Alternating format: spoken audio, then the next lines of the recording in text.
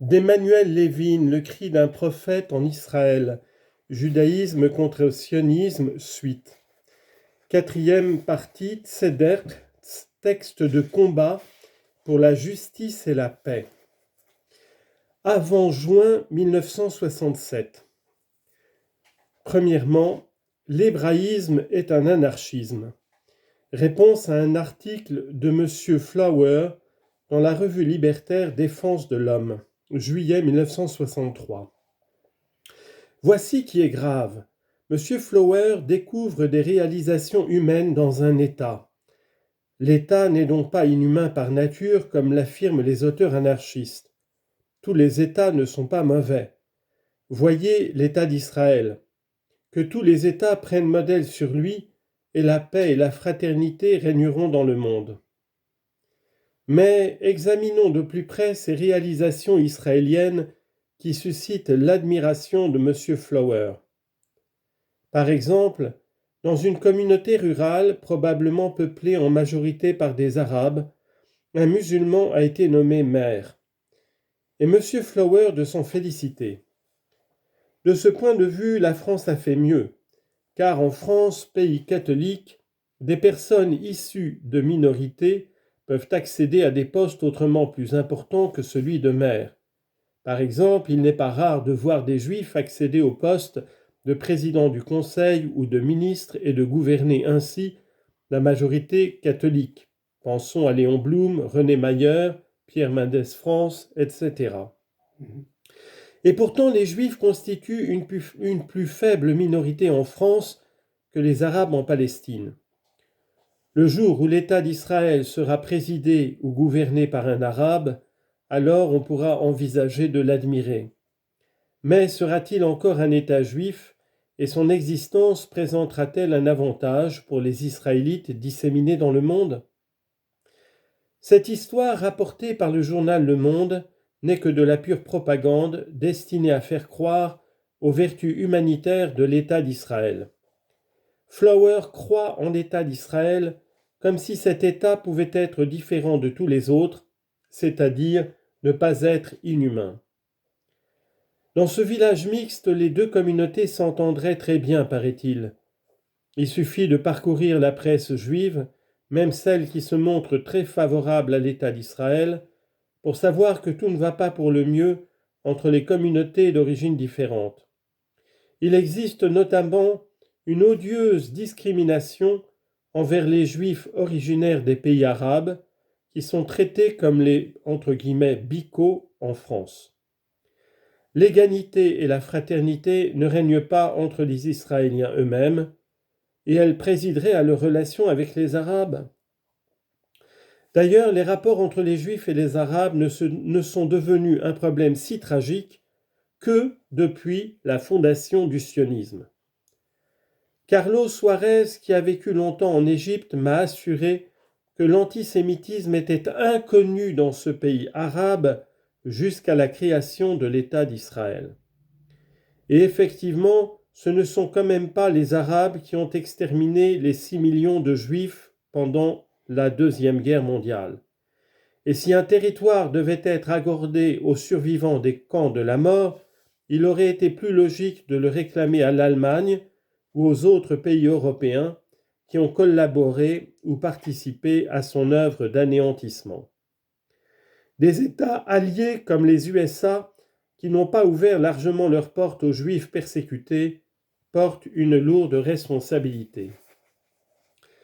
Les Arabes ont tort, d'après M. Flower, de ne pas chercher à s'entendre avec les Israéliens, c'est-à-dire de ne pas reconnaître comme légitime leur expropriation.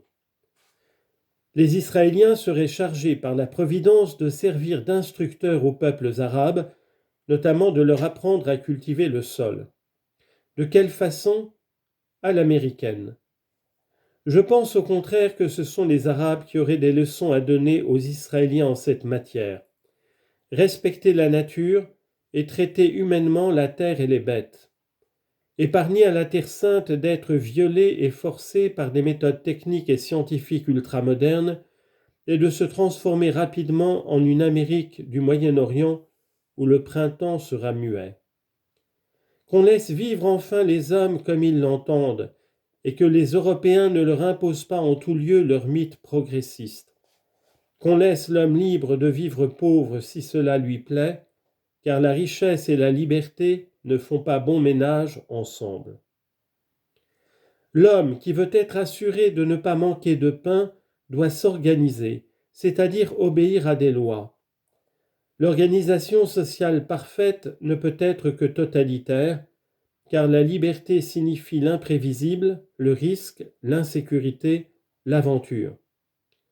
La vocation de l'homme n'est pas le travail, mais l'art. La civilisation humaine est celle qui fait des hommes des artistes et des poètes, et non des ouvriers spécialisés et des techniciens. Et l'art est activité créatrice. Or, la création ignore les normes. Elle ne peut donc s'y soumettre. L'artiste se complaît dans l'imprévoyance et l'instabilité. Il aime la vie de bohème et de nomade. Ne sont-ce pas là des traits de caractère naturel chez l'arabe et l'oriental ? M. Flower, qui est si compétent en matière de théâtre, devrait le comprendre mieux que personne et ne pas souhaiter que les Arabes de Palestine se civilisent trop vite. Il faudrait souhaiter au contraire qu'à leur contact, les Juifs retrouvent leur nature sémite et se guérissent des maladies spécifiques de la civilisation occidentale. Une jeune Israélienne qui s'occupe précisément de théâtre m'a appris récemment que le rêve de l'Israélien moyen est d'habiter dans une maison arabe. N'est-ce pas significatif ? Laissons l'Alsace-Lorraine où elle se trouve, entre la France et l'Allemagne. Elle n'a rien à voir avec la Palestine où le problème se pose tout autrement. Là, deux États traditionnels se disputent un morceau de territoire. Ici, les habitants séculaires d'une terre méditerranéenne à caractère international et de vocation universaliste s'opposent à l'établissement d'un État conçu par des Juifs qui vivent en Europe et de plus totalement déjudaïsé et nourri exclusivement de culture et de philosophie allemande. Car la notion d'État d'origine latine est absolument inassimilable pour le génie sémitique. Avant d'être la terre de Moïse et des Israélites qui l'ont colonisée militairement et qui avaient reçu l'ordre d'exterminer totalement les peuples cananéens, avant d'être la terre de Jésus et des chrétiens qui y ont établi leur royaume par l'épée des croisés, avant d'être la terre de Muhammad et des musulmans qui l'ont conquise par la guerre sainte, la Palestine est la terre promise à Abraham qui respectait ses habitants païens et s'inclinait devant eux. Il ne cherchait pas à s'en emparer par la force et à en chasser ses occupants. Il se déclarait étranger en ce pays. La Palestine est la terre d'Abraham, c'est-à-dire qu'elle est destinée à une famille spirituelle comprenant une multitude de peuples et de races, et non à un État, qu'il soit juif, chrétien ou musulman. La Palestine est un lieu saint, un musée biblique, une terre de pèlerinage, et il aurait fallu la conserver telle qu'elle pour qu'elle ne devienne pas un État explosif dans la poudrière du Proche-Orient. Nous, enfants d'Abraham, nous ne voulons d'aucun État, ni d'un État français, ni d'un État juif, ni d'un État arabe. Nous désirons être dirigés et conduits seulement par la lumière du nom de notre ancêtre, qui signifie amour créateur, incompatible avec toute loi et toute règle imposée. La religion d'Abraham tient en un seul mot, justice. Elle est la nôtre. Ma vie se déroule au cœur de l'existence juive et je ressens profondément toute douleur qui atteint un membre quelconque d'Israël.